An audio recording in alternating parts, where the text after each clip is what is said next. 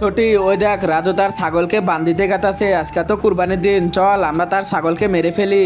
ঠিক আছে, এই ছাগল দুটো এখানে বেঁধে রেখে যায় আর হুজুরকে ডেকে আনি ছাগলকে কুরবানি দেওয়ার জন্য। রাজু চলে গেছে, এবার কাজে লেগে যায়।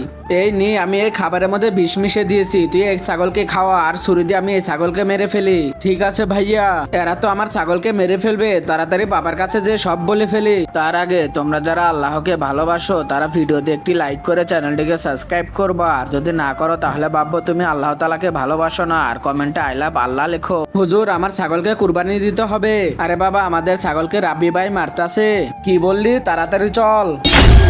ইয়া, ওই কিরে, তুই কি পাগল হয়ে গেছোস? আরে বড়, কি কারণে তার ছাগলকে মারতাছিলে? কারণ সে প্রতি বছর দুইটা ছাগল কুরবানি দিয়ে অনেক অহংকার দেখায়। গ্রামবাসী দেখে আমি বড় বড় ছাগল নিয়েছি কুরবানির জন্য, তোরা কেউ কোনোদিন দিতে পারবি? এর জন্য করেছি। আরে না, এর সাজা আল্লাহ দেবে। তোমরা কে? তুমি শোনো, লোক দেখানো কুরবানি কিন্তু আল্লাহ তাআলা কবুল করে না।